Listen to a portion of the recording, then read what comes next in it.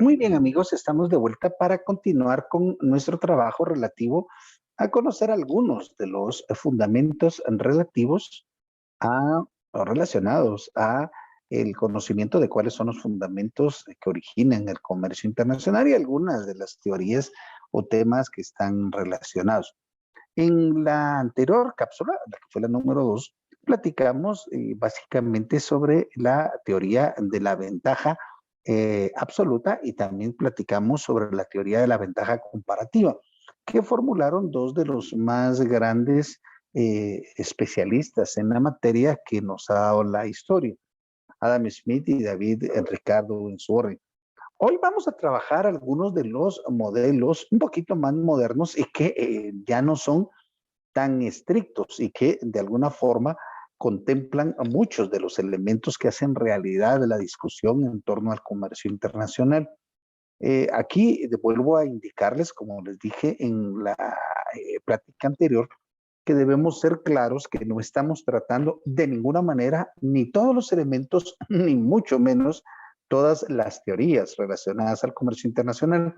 Simplemente tratamos de apoyar la lectura, la investigación, perdón, que ustedes están haciendo por su propia cuenta.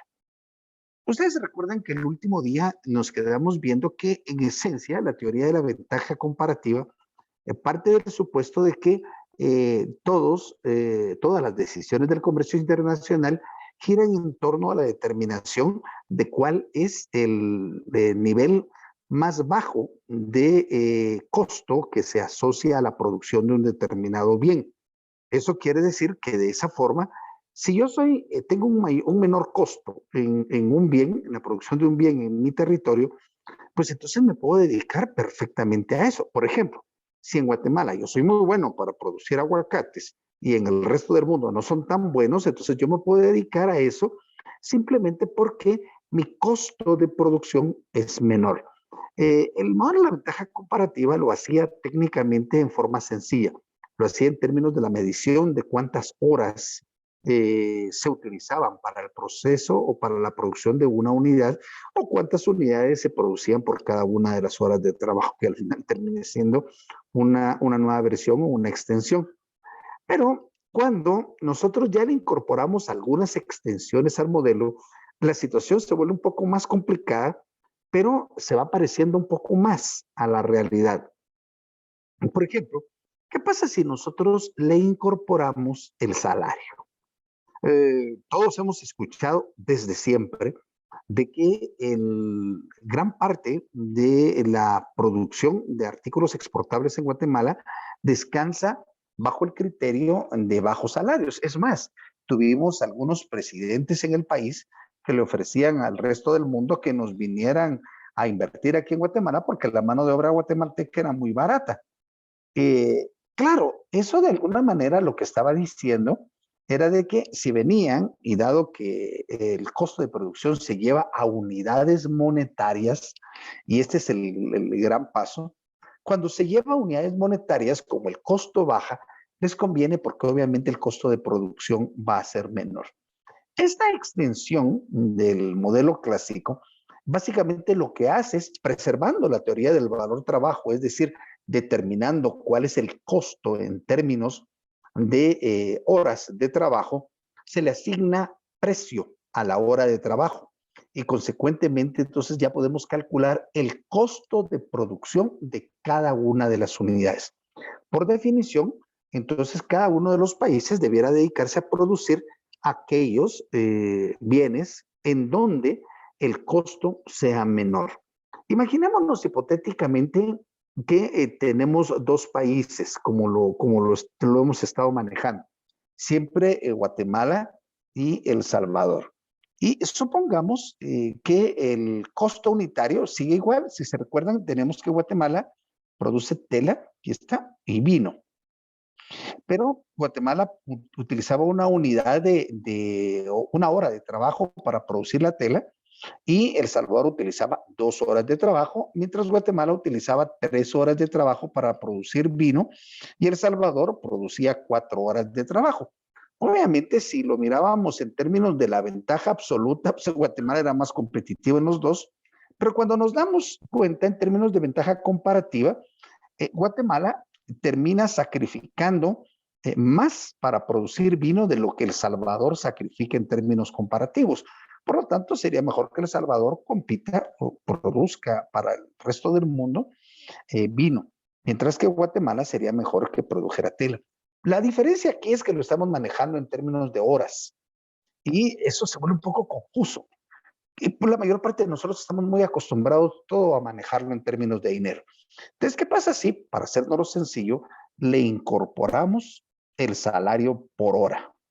Supongamos, para hacernos fácil todavía, de que estamos utilizando la misma unidad monetaria. Hablemos del dólar o hagamos simplemente que Guatemala usa el quetzal y que El Salvador utiliza todavía el colón y que el tipo de cambio del quetzal contra el colón es 1 por 1 y entonces no hay problemas de convertibilidad cambiaria. Entonces, si nos damos cuenta, si Guatemala, por ejemplo, paga una unidad monetaria, $1 por cada hora de trabajo, y El Salvador paga 0.6 unidades por cada hora de trabajo, entonces me doy cuenta de algo interesante. Guatemala, si ustedes se recuerdan, tenía ventaja absoluta en la producción de los dos bienes.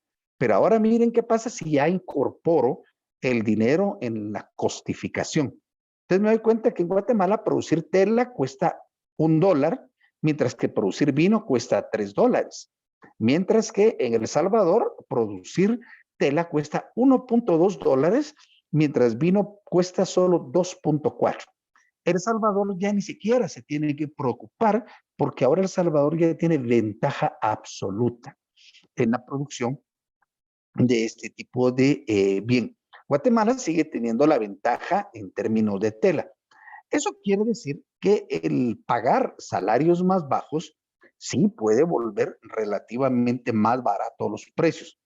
Claro, todavía estamos pendientes de discutir una buena cantidad de elementos relativos a la distribución de la riqueza y por supuesto tampoco estamos tomando en consideración la productividad de los factores y la migración interna de los factores. Pero por lo pronto, lo que nos dice claramente esto es que los salarios, al incorporarlos, básicamente lo que hacen es potenciar las ventajas que puede tener un país si efectivamente el salario baja. Ahora, ¿hasta dónde pueden bajar los salarios? Pues básicamente los salarios, y ahora sí, va a depender de la abundancia relativa de factores.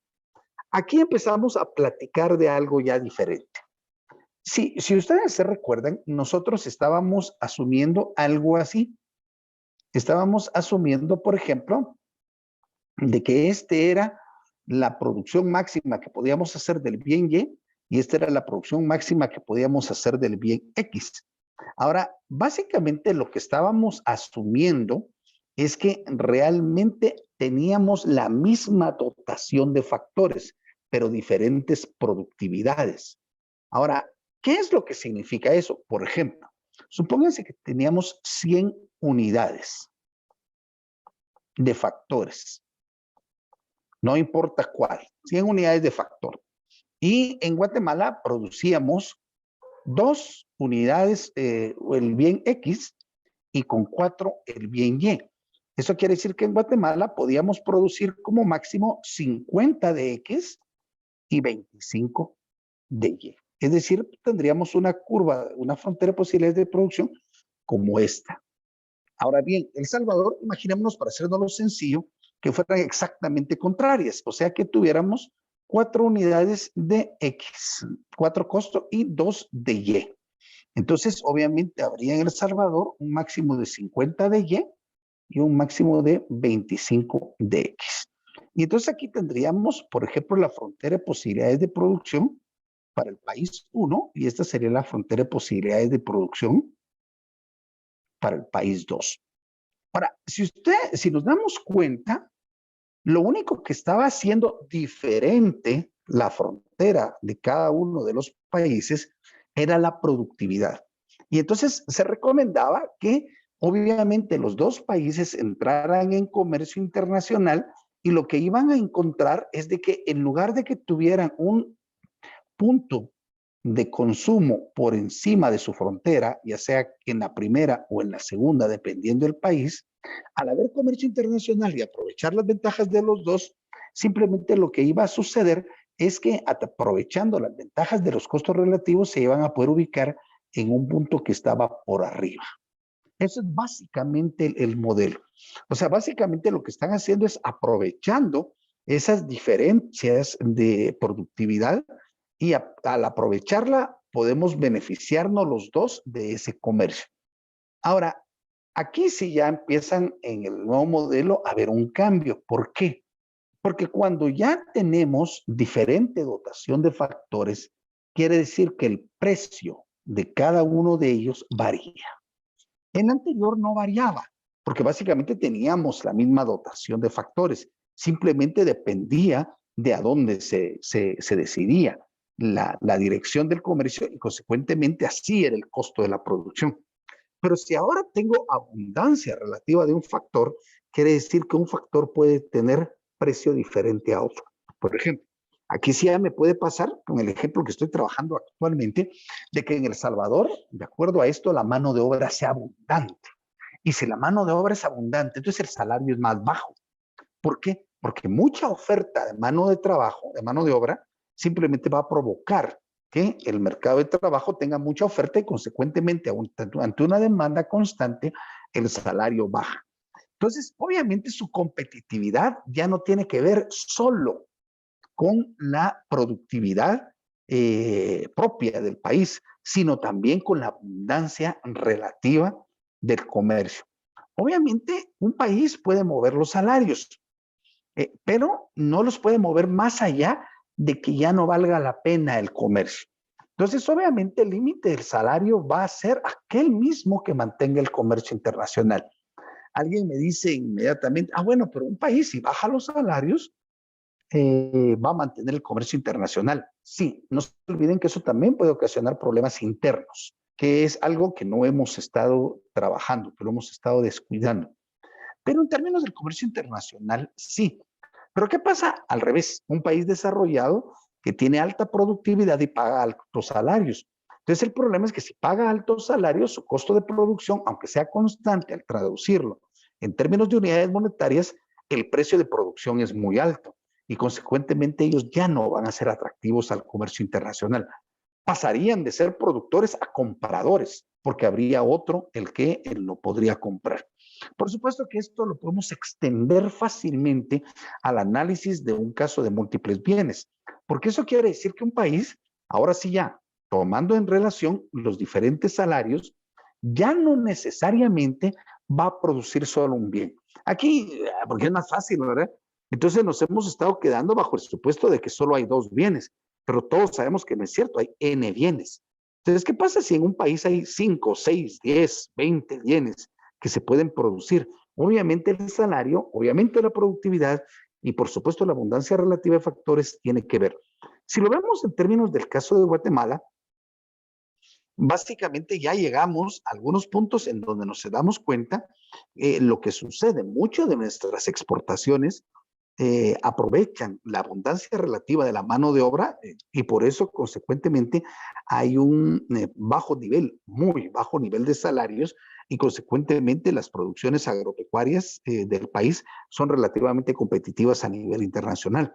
Claro, el mantener esos salarios, por supuesto, traduce y se transmite en pobreza al resto del país, pero obviamente depende mucho de la existencia de esa gran cantidad de mano de obra flotante. Y uno se pregunta, bueno, ¿y entonces qué es lo que tenemos que hacer?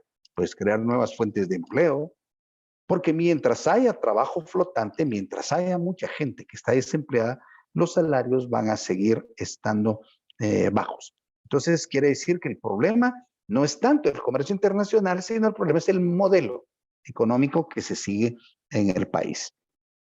¿Qué pasa si todavía nos complicamos un poquito más y ahora extendemos la decisión al tipo de cambio?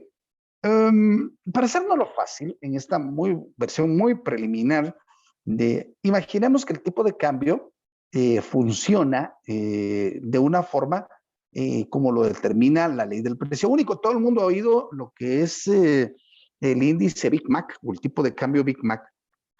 Perdón.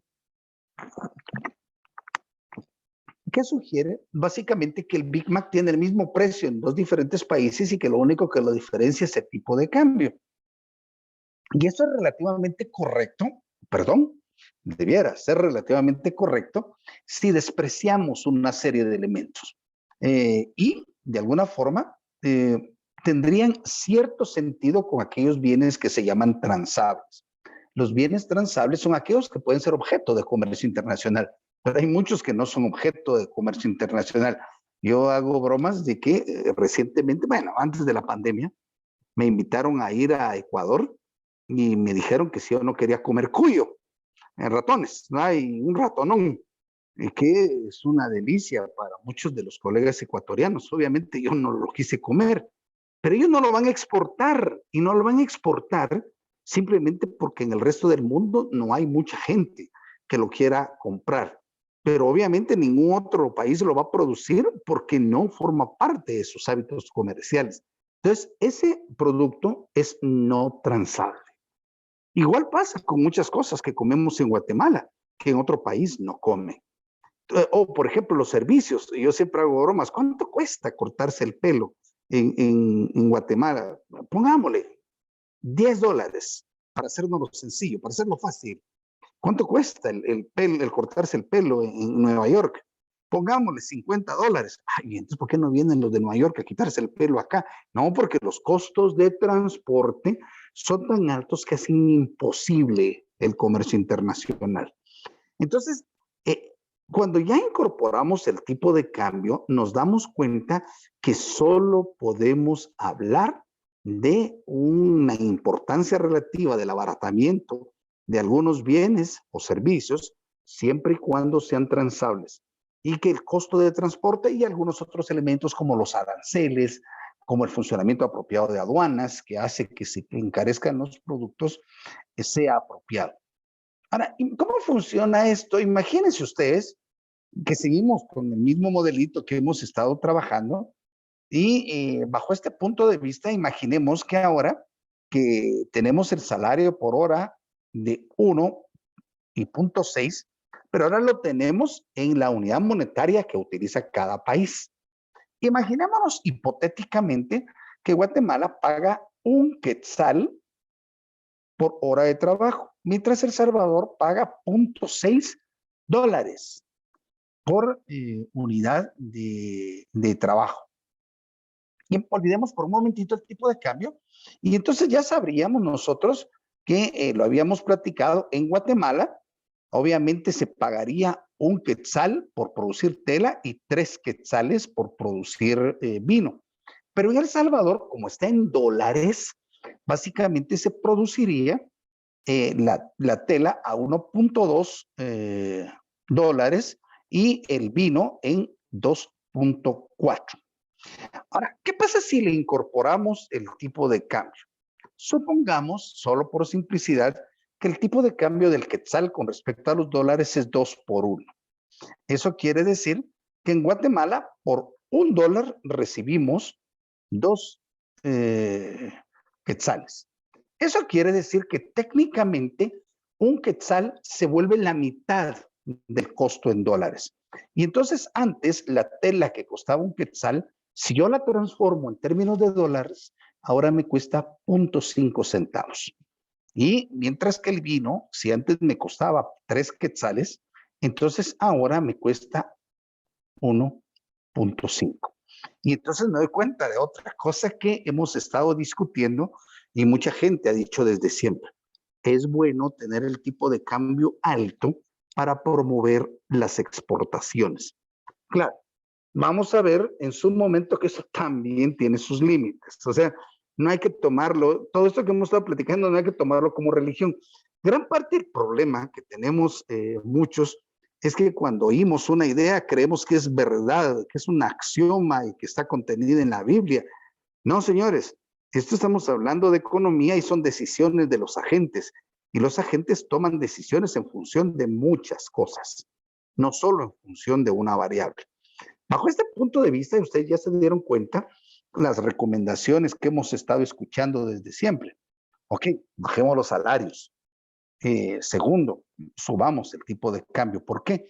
Porque bajo ese modelo, simplemente y siguiendo el supuesto que todos los bienes son transables, simplemente para el resto del mundo nuestros productos se vuelven relativamente más baratos cuando el tipo de cambio es superior. Ahora, básicamente, nos dimos cuenta, ya lo habíamos platicado, de que cada uno de los países tiene una curva diferente de transformación y que lo que hay que tratar es de aprovechar ese comercio internacional. El problema, como lo decíamos, es cuando ya no tenemos la misma dotación de factores. Y cuando ya no tenemos la misma dotación de factores, entonces los precios relativos son diferentes.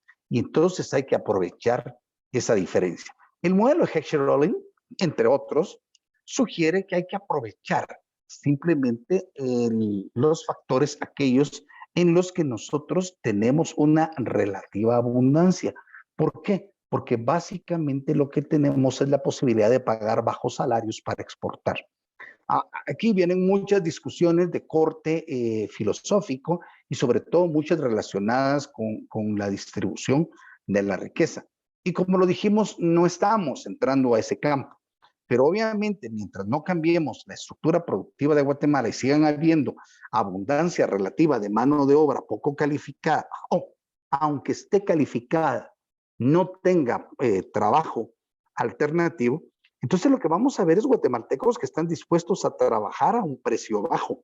Y entonces vamos a seguir manteniendo exportaciones, sobre todo de productos agropecuarios que descansan en la utilización de mano de obra barata, que no tiene mucha calificación. Pero ¿qué hacemos para cambiar a Guatemala? Muchos países han atravesado, perdón, procesos similares. Pero estos procesos similares no son rápidos. Obviamente, para que los guatemaltecos tengan un mejor nivel de vida y consecuentemente tengan la posibilidad de profundizar el mercado interno, necesitan mejores salarios. Pero el sector agrícola no se lo va a pagar precisamente por el hecho de que encuentra la mano de obra barata por la abundancia relativa. Eso quiere decir que hay que avanzar hacia la transformación del modelo económico y potencialmente avanzar hacia la transformación de las exportaciones a exportaciones que utilicen mano de obra más calificada. Para aquellos que tengan curiosidad sobre el particular, les sugiero consultar el índice de complejidad económica. El índice de complejidad económica lo que muestra es qué tanto conocimiento se incorpora en las exportaciones y en la producción general de un país, pero primariamente en las exportaciones. Y en Guatemala, pues sí, lamentablemente, pues hay que reconocerlo, que en nuestras exportaciones incorporamos muy poco conocimiento. Básicamente, suena feo decirlo, lo que estamos incorporando es números de personas más que conocimiento de personas. ¿Ha ido cambiando eso? Sí, pero no tan rápido como nosotros quisiéramos. Ahora bien, hay una hipótesis de que si, por ejemplo, yo empiezo a demandar grandes cantidades de mano de obra, lo que va a suceder es que va a encarecer la mano de obra y va a abaratar el capital. Sobre todo eso se maneja a nivel internacional. En la práctica eso no ha funcionado. ¿Por qué? Porque no hay suficiente traslado de tecnología y de capital de los países de un país a otro. O sea, la falta de migración relativa y la abundancia relativa de los factores que tenemos en algunos países como los centroamericanos hace de que sea técnicamente imposible de que al menos en el corto plazo nosotros nos dediquemos a exportar algo diferente. ¿Hay países en Centroamérica que han cambiado? Sí. Un ejemplo es Costa Rica. Ustedes lo pueden ver y se van a dar cuenta que las exportaciones costarricenses, aun cuando todavía tienen, por supuesto, muchos de productos primarios, han ido cambiando hacia incorporar otro tipo de exportaciones. ¿Qué ventajas tiene eso? Simple, empiezan a demandar mano de obra más calificada, los salarios suben y, por supuesto, el nivel de vida de los costarricenses sube en ese tipo de dimensiones. Por lo pronto, ¿qué hacemos para cambiar Guatemala en el mundo de las exportaciones? Primero, hay que tomar en consideración que si lo quisiéramos hacer enteramente solo de lo que me conviene en la producción, sí, todavía tengo la posibilidad de explotar la producción de productos agropecuarios, aguacates, cebollas, flores, etcétera, porque tengo abundancia relativa de mano de obra y porque tenemos una enorme bendición, porque Dios le puso a esta tierra la posibilidad de producir de todo. Pero el mercado internacional también tiene muchos países que producen lo mismo y que también tienen una gran abundancia de mano de obra. Eso nos ha pasado en productos como el café, en donde Guatemala, de ser una de las joyas de producción internacional, ahora muchas veces tiene problemas. ¿Por qué? Simplemente porque hay otros países que tienen salarios menores, porque tienen tipos de cambio manejados o porque los estados los han apoyado. ¿Qué implicaría eso? Simple, dejar de producir café, porque Guatemala ya no es rentable para la producción de café. Pero esas decisiones las debiera tomar enteramente el grupo empresarial interesado y dejar de subsidiar artificialmente ese tipo de productos, porque lo único que hace es mantenernos en un mercado de productos ineficientes. Bueno, como les decía, gran parte de la falta de habilidad de los países como Guatemala, subdesarrollados, es que tenemos un rezago real en imitación de productos.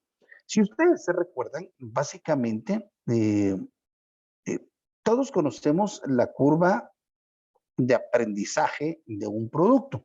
Si graficamos la producción contra el tiempo, nos damos cuenta que los productos atraviesan un cierto periodo de aprendizaje en donde el que se introduce primero al mercado obtiene todas las ventajas introductorias y cuando va llegando a la etapa de madurez, debido a que los costos de producción se vuelven altos y que el volumen de ventas, incluso la productividad disminuye, normalmente se abandonan esos productos. El problema es que para muchos de los países en desarrollo, como Guatemala, los países centro, como Estados Unidos, como Corea, avanzan inicialmente en el proceso, pero nosotros no nos colgamos o no nos colamos al proceso de aprendizaje, simplemente porque no tenemos ni el suficiente nivel de capital ni el direccionamiento sociopolítico para hacerlo de esa manera. Y entonces, por ejemplo, Samsung, buenísimos para producir en Corea televisores, teléfonos, etcétera, pero no hay problema, prácticamente no hay países que se metan a la competencia. Y si no hay países que se metan a la competencia, estos países siguen explotando esta posición en la curva de aprendizaje porque no hay otro que se introduzca. ¿Qué pasaría, por ejemplo, si Guatemala, claro, con condiciones más apropiadas, con una buena inversión de parte del Estado en investigación, desarrollo e innovación, permitiera que en el mediano plazo empezáramos a producir, qué sé yo, me estoy inventando, teléfonos, pero no solo Guatemala, otro montón de países en desarrollo. Entonces Corea, que está básicamente en esta etapa, diría, no, miren, yo ya mejor no le entro, me salgo y entro a otro producto. Entonces, el punto está en de que mientras los países en desarrollo no tengan la capacidad de imitar lo que están produciendo los países centro, nosotros no vamos a cambiar el proceso. Entonces nos damos cuenta que el comercio internacional actualmente no solo es como consecuencia de un aprovechamiento de las capacidades competitivas, sino tiene muchas otras aristas. Dentro de ellas, como por ejemplo, la imposibilidad efectiva de los países de obtener esa capacidad competitiva e imitar la producción que se realiza en los países. Básicamente lo que se pretende es que la ventaja comparativa sea dinámica. Es decir, yo sea productivo ahorita, pero voy a dejar de ser productivo en ese bien cuando me empiecen a copiar. Pero entonces salto a la producción de un nuevo bien. Lamentablemente, y sobre todo en Guatemala, la falta de dedicación del Estado en innovación, en desarrollo e investigación hace que no tenga el país suficientes recursos, pero también que el sector privado prácticamente atendiendo a que se ha quedado con la posibilidad de exportar solo productos agrícolas, pues tampoco invierte en ese proceso. ¿Por qué? ¿Para qué? Mientras hayan manos de obra baratas, pues lo seguirán haciendo. Recuérdense lo que les acabo de decir porque es uno de los factores que vamos a explotar y vamos a explorar también en el análisis de por qué la balanza de pagos guatemalteca en los últimos tiempos es positiva, atendiendo al gran flujo migratorio de guatemaltecos. Para terminar este segmento, muy rápido, como les digo, no podríamos atender todas las diferentes teorías, sino simplemente estamos tomando algunas que pudiéramos considerar importantes. Debemos platicar algo que se llama el comercio intraindustrial, que no es que sea en el sentido estricto de una teoría, sino básicamente es una observación empírica. Por ejemplo, si nosotros somos buenos para producir café, quiere decir que nosotros debiéramos producir café, consumir lo que podemos y exportarlo. Y entonces, ¿por qué habemos algunos? Bueno, yo no, pero porque hay muchas personas que compran café extranjero para tomar aquí en Guatemala. Y les apuesto que muchos de ustedes lo hacen. Porque algunos compran Musum y otros Nescafé que no son producidos en Guatemala. ¿Por qué? Si nosotros somos buenos para producir café. En la práctica, lo que sucede es que el comercio internacional no está relacionado solo con la productividad. Tiene mucho que ver, entre otras cosas, con los gustos de las personas. Y entonces nos encontramos que en países que son exportadores de café como Guatemala, también somos importadores de café y que somos exportadores de algunos otros productos como flores, pero también importamos flores. Y que exportamos productos, pero también importamos otros. Entonces, ¿qué es lo que pasa? A eso se le llama el comercio intraindustrial. Simplemente hay que darnos cuenta que nosotros podemos ser especialistas en determinados segmentos industriales. Recuérdense que aquí no estoy hablando de la industria con el proceso de manufactura, sino industria básicamente con el proceso de la actividad económica colectiva. Somos buenos, pero no en todas las actividades industriales de un segmento económico, sino solo de algunos de los segmentos. Entonces nosotros somos buenos para producir, por ejemplo, café en grano o café no envasado, etcétera. Estoy generalizando. Pero hay algunos que prefieren otro tipo de café y entonces lo van a importar. El comercio intraindustrial, a partir de los gustos, nos permite establecer que en la práctica las personas, incluso de un país con especialización en un determinado producto, importa ese producto de otro país. Un ejemplo de esto es, bueno, Estados Unidos es buenísimo para producir carros históricamente, pero uno de los principales productos de importación de Estados Unidos es vehículos. De hecho, Toyota, de acuerdo a las últimas eh, estadísticas, era el carro de mayor venta. Entonces dice uno, bueno, ¿y cómo puede ser eso? Bueno, simplemente porque tiene que ver no solo con que pues, seamos buenos para producirlo, que también hay que evaluar ese elemento, pero sino también los gustos de las personas y otros elementos relacionados con la satisfacción del individuo. Con esto vamos terminando la cápsula número 3, la que les esperamos que les sea de utilidad en general para la comprensión de este tema. Por supuesto, hay muchos aspectos que leer, hay muchos aspectos que investigar y sobre todo ustedes que se están especializando en este campo, hay muchos aspectos que tienen que entender para su propio proceso de producción.